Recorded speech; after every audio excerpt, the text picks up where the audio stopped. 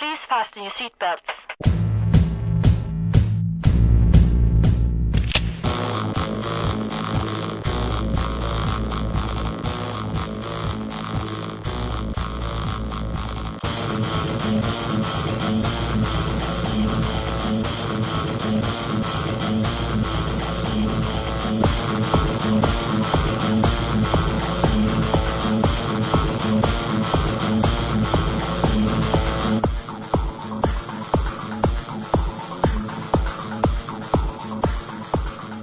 Hey, it's Philip again, and today we're going to embark into a little bit of a different type of artwork you can do with Dog Waffle. And really the goal is not to show you so much just in Dog Waffle, but general concept, right? The idea is how to turn a picture into something a little bit more cartoonish. Maybe something like this. Maybe you have a portrait of yourself. If this is you, congratulations. Actually, everything here is beautiful. And some of these are more interesting than others. I find this one really intriguing. There's a lot of patterns here, and how do you turn this into a cartoon? So let's see, let's explore that. And what we'll do is first of all, we'll thank Dazzle Jam for putting this one up here on Pexels. Pexels is a website where you can see images and use them even for commercial purposes. So kudos to you, and thanks for allowing us to use this particular challenging example to see if we can turn this into some sort of a cartoon. It's interesting because there are a lot of freckles or pieces of jewelry or other things, and you don't usually see that in a pretty face, right? So this here, of course, we would expect to see a little bit of something showing as we turn this into a cartoon style. But this one here will be, well, yeah, we want to see that too. We want to see the eyebrows, we want to see the eyes, we want to see the nose, but we also want to see some of what's on here in terms of the painting. So let's do a painting. There's a download. Let's say what we have here. What is this? Is that the one? Okay, let's just see if we can. Oh, I should have opened it, not downloaded it. Let's do it again. All right, hold on. Let's do that again. Free download. And this time we'll open it in Earphone View. That's my favorite quick image viewer. Let's see if we got a fairly high resolution. Yes, it is. So we can see here there's a lot of pixels we can work with. And you can experiment with low resolution, but let's go grab this. I'm going to use Control-C to copy that into the clipboard. And then off to Howler. And you can do the same with, with PD Artist, but PD Howler is what we'll use in this case. And let me get there in a second. All right, here we are with Howler up and running. I'm going to use click here on the side, or even here. It doesn't matter if we draw something.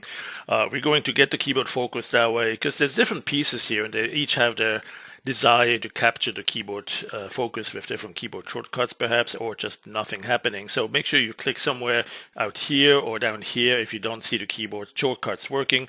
Then I'm doing Control-V. And now it sees that I have something in the clipboard, and I'm going to replace the current image with it. And it's a pretty big resolution image. I'm going to store it.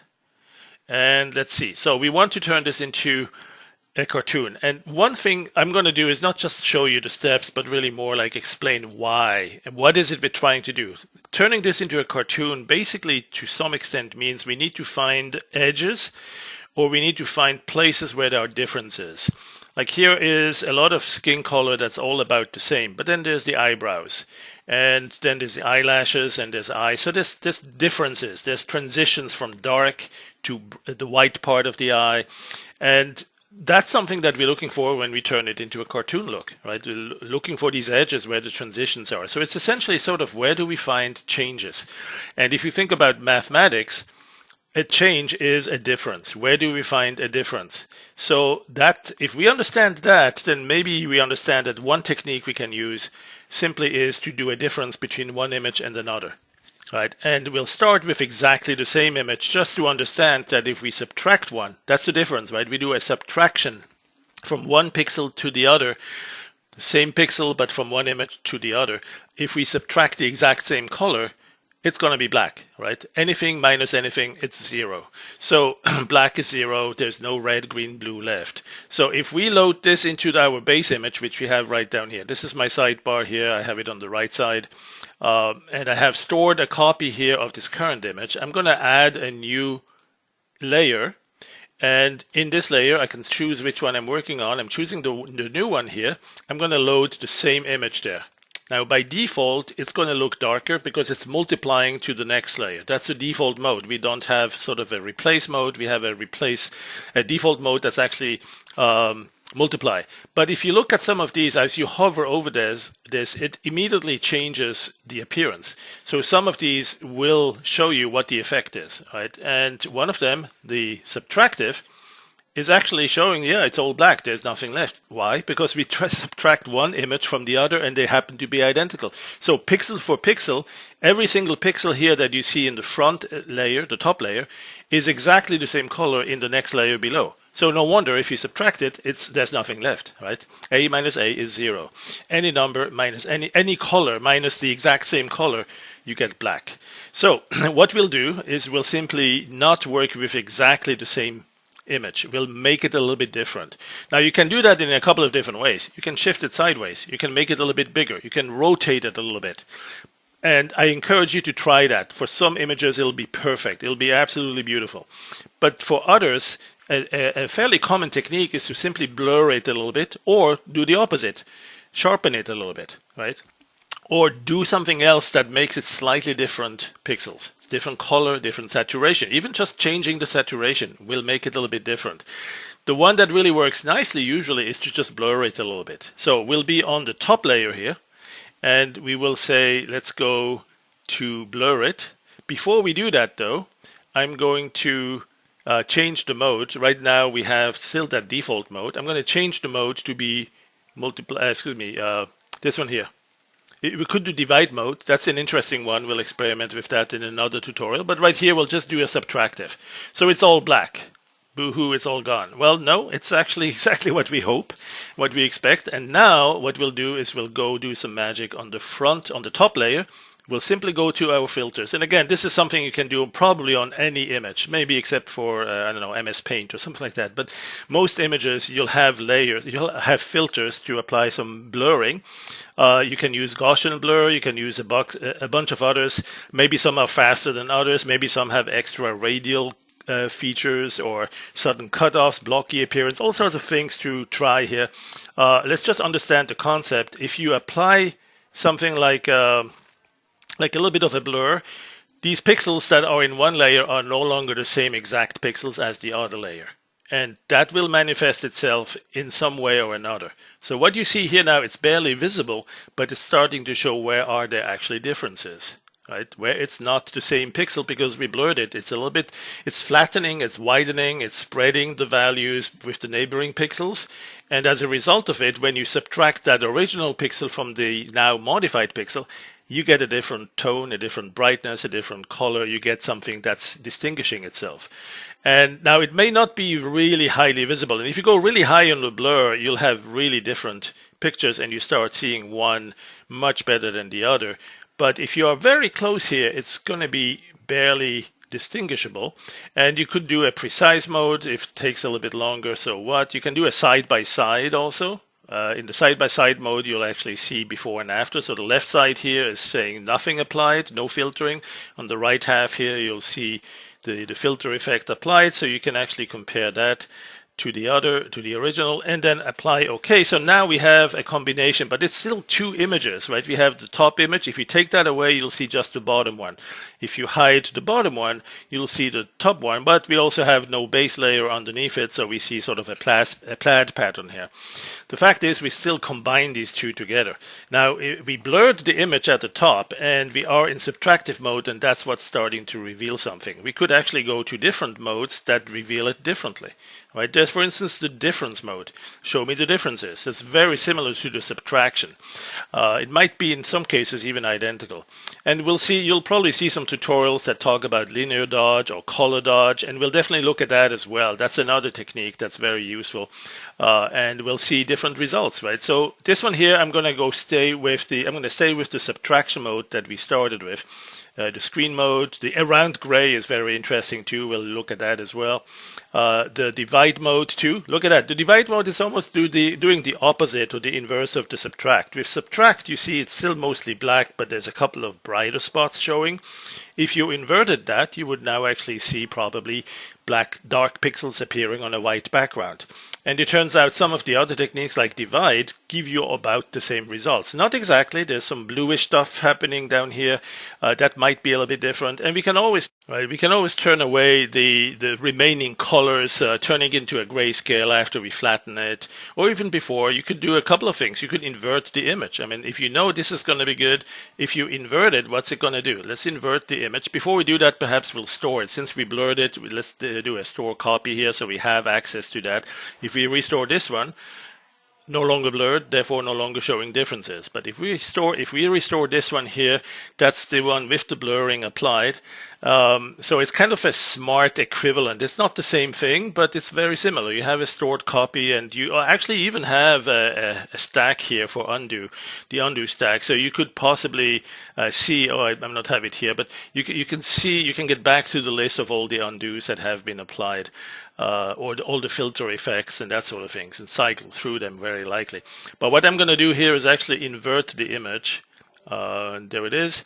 And so now we kind of see a totally different effect, right? And so what we might need to do, because now we're looking at one image that's completely different from the original, it's not showing those differences anymore, because the subtract mode is no longer what would reveal that. However, there are other modes, right? You see now that we have one image inverted. Maybe some of these will be of more interest. And so I encourage you to try some of these, and actually all of them really. See if one of those is going to be closer to the effect you want. Let's go back to the non-inverted scenario, however. Where is it there? We can do simply an undo, right? And then so here we are. Let's go flatten that image. Right, flatten it. Those two images are now merged with that blending mode, and we can see it's very subtle. But if we go and extract or expand the dynamic range, it will show that a little bit better. If we invert it, it'll be easier to see. Let's store this quick here too. If we invert the image, it'll be easier to see black on white. It's not black actually; it's still colorized a little bit.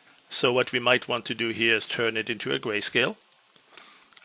Maybe actually even with a color lens, through a color lens, you can adjust to see which color you want to zoom in on, so that the others get darker or this one gets brighter, that sort of thing. So it's grayscale now. You can probably expand it again and get more definition on the dark.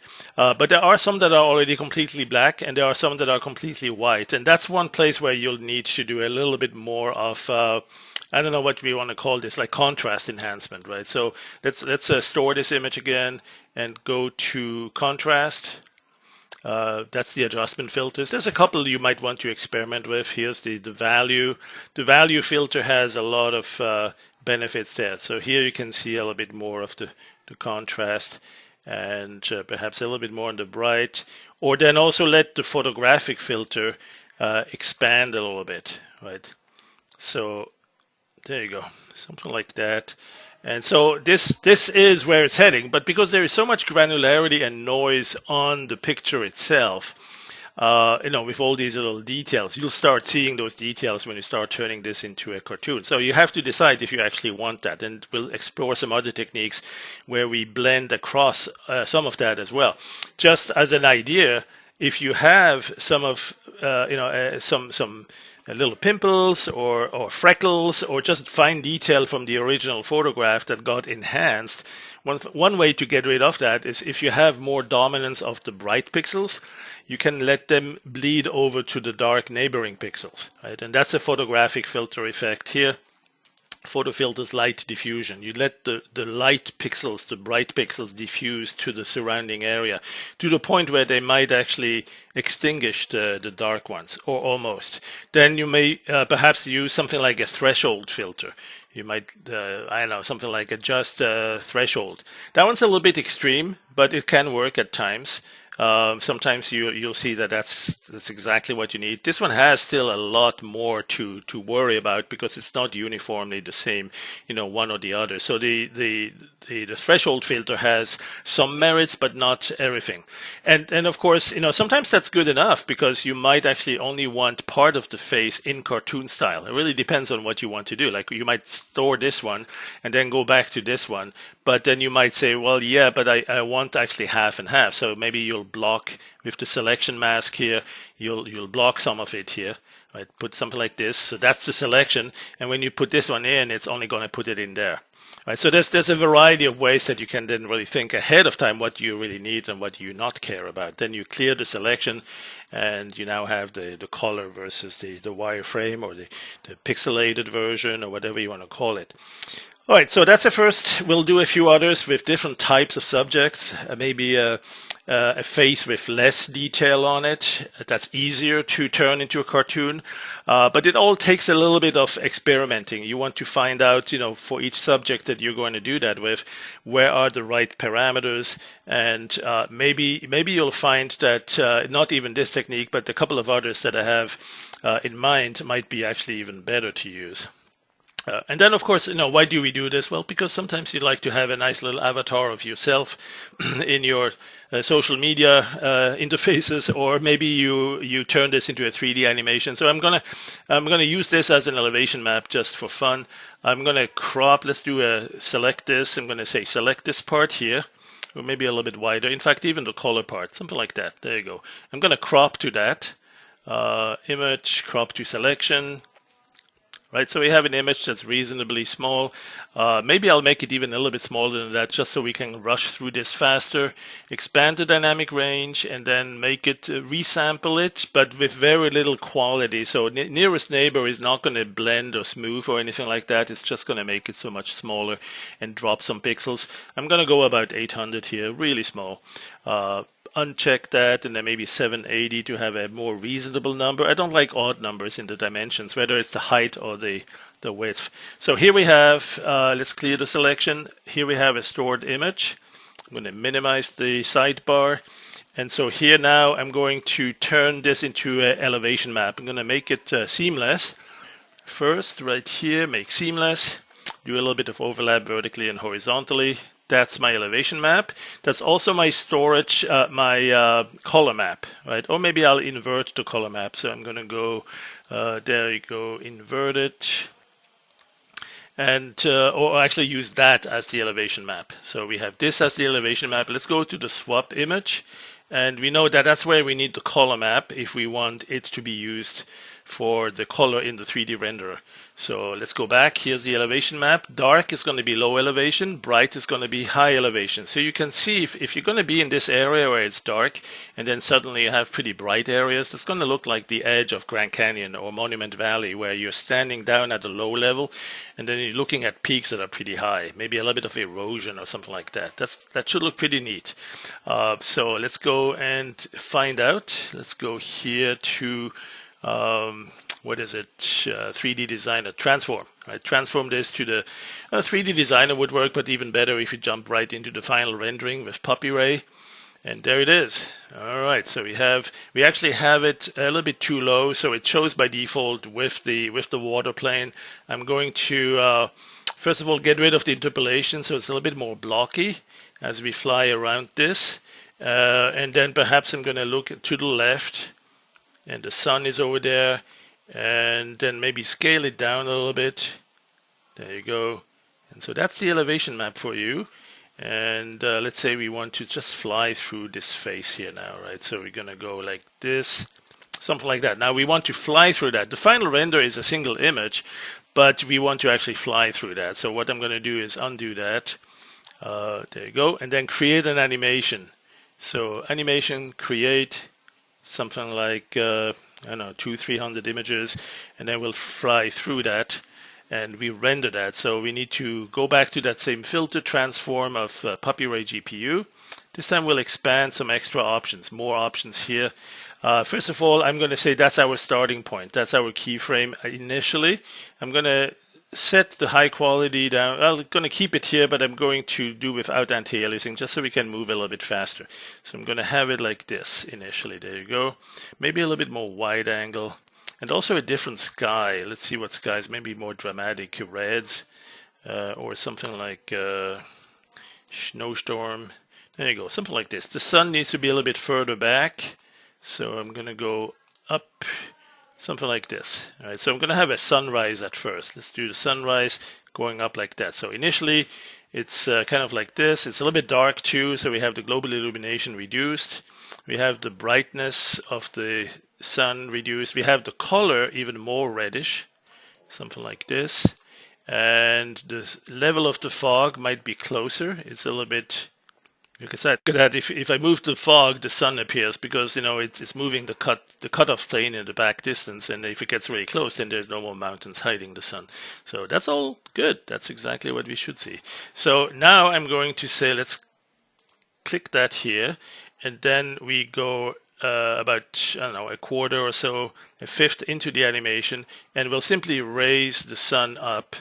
So we have the sun going up like this and a little bit to the right. So what are we? Southern hemisphere when it's going like, no, that's the northern hemisphere when we see the sunrise going like that. The sun color will change a little bit. It'll make it more yellowish and brighter too. So we'll go like this and like that. And if we want it bigger, maybe we can change the size, sun size. Let's do significantly bigger. There you go. Maybe a little bit down. I like these long shadows here. Let's do that and keyframe, right? And now we continue the sun going sideways, but we start following it. So the camera now needs to turn also. And maybe we have a little bit of view to the sky. And there you go. And then at that point, maybe we'll start moving. All right, and we'll go right through this little door here, this opening there. And there you go, keyframe that. And then we hopefully don't fly through the rocks here, but we can always adjust that a little bit. We can actually do some post editing so we correct some of the frames. There you go. And now we forgot to move the sun, but that's okay. We can move it again here. Let's go to the sun over there, and maybe it's already sunset again, so we'll have a darker color again, reddish, something like that. And we did forget, what did we forget? The illumination level. We really should have brought this up a little bit. Let's bring it up and we'll go back to the prior keyframe and record the earlier brighter level. So keyframe here, you can go to the preceding previous keyframe, and where's the global illumination level here? Let's bring it up. All right, so this is supposed to represent the sun a little bit higher. Maybe we'll actually move it up even higher since we forgot to move it. There you go. All the way to the zenith, so to speak. And there you go. So we now have the sun moving as we move through this. You can see in the preview here. On the left, it takes a little bit longer to render. It's still in the preview mode. Oh, there we're getting too close. So one thing I'm going to do here is do a little evasion. So I'm going to go keyframe that and then go into the building, into that block, but then actually move with the camera a little bit to the side so as to evade it. And also make it look like I'm changing my wing angle here. Keyframe that, and then I'm going to go the other way. It's all automatically coming back to the next keyframe, but maybe I want to whiplash it a little bit. So I'm going to go something like this, and even a little bit to the left, and there you go. So it's going to interpolate. And then here we need to perhaps show that we really survived the crash and go somewhere. Let's add some ground fog. Let's keyframe that. That will be our final. And there you go. So we have now a very drastic, quick animation here. And one thing we'll do also is change the keyframes moving. Right now it's kind of a rigid animation. I'm going to do a little bit of smoothing, and of course sometimes that forces it through a different path of the interpolation, and you might break through buildings or blocks and mountains again, so you might need to do a little bit of previewing on that. If you look at the fast preview. With that, you can probably zoom through it. Keep focus on this one. The one on the left here just takes a little bit too long on my laptop. So look at the small preview. Of course, here it's very blurry and approximate. So you'll really want to see eventually, is this good? And as you do that, you'll eventually find that, yep, you're not going to crash into this as you fly. And maybe you can even do a couple of final renders. And when you're ready to go, maybe decide about the rock structure. Right now, it's all clean. If you do a final render on that, it's still clean and it doesn't have much detail or definition on these blocks. And it might be fun to actually add a little bit of a volumetric texture there. Maybe a tech look. Let's see that. See, there you go. That adds something on the ground too. There's a couple of others. The hull mode is similar, a little bit less intense. You can adjust these, the values and the frequency. And you can also make it maybe something like... oh, there's a couple here that are really interesting. The rocky, the pitted look looks like it's eroded or, you know, post-apocalyptic. It's falling apart. It's too old, like our potholes in our streets, right? Mudbank. There's a couple of other. One I like a lot is the riverbed, especially for landscapes. There's a nice way to use this, right? It has some pits, it has some rocks, it has some gravel, it has a mix of different things. So a riverbed is probably what we'll use here. Let's see another. Yeah, that's a pretty nice one. So maybe one more thing we could do here is actually see a change in the angle, the wide angle, right? Initially, I have a very wide angle. It's all the way like that. But this time, I'm going to start with a very strong zoom. Let me temporarily turn the anti-aliasing off so I can do a very strong zoom and even move the camera up here to look at the sun straight into her face there, and make it a very strong zoom and keyframe that. So now we have an animation that's going to go from a strong zoom, completely zoom wide angle out before we start moving. There you go. That will be kind of psychedelic. And it's all on this guy's face, right? This is the elevation map. We can actually move the camera up above it and look down to actually see that face, if that's what we want in the end. But there's so many other things to experiment with. So let's go. We have a final render on the quality. Now, maybe in the light of how little time we have left, I'm going to not make it 60 renderings per or passes per render. I'm going to do just like 24, and then instead use GI samples for more neighboring pixels, so it's a little bit slower but faster because we do fewer of them. We can also do a little bit less on the quality, on the fine detail, so higher ray steps, and the shadow quality, if we want some smooth shadows, we'll do that. 12 is probably good enough. I think with that we have pretty much what I usually look for when I'm doing some animations like that. Let's make sure we save this keyframe just in case there are some parameters. Not all parameters are going to be interpolated in keyframe, but we certainly have here pretty much everything we need. So let's go and render that. And thanks for watching. We'll do a few more. There will be animals, there will be vehicles, there will be buildings and landscapes. Let's experiment with how to cartoonify it, even though in the end we might not cartoonify it. Although, you know, some of that you could cartoonify even in an animation, right? It might be tedious depending on how you do it, but we can see about loading everything into, oh wait, we didn't do the anti-aliasing. Let me stop that. Let's do that with anti-aliasing. There you go. Animate this. Boom. Okay, that's a little bit more reasonable. That was a fast render for a final render. All right, so yeah, that's too slow. So let's do it one more time. This time I'm gonna go. Let's say eight levels of anti-aliasing. It will be a little bit grainy, but hey, this is only just for a test. This is only a test. If this were an emergency, you would now tune into your radio station. All right. Thanks for watching. We'll blabber on, and we'll do that on the next video. All right. See you next time.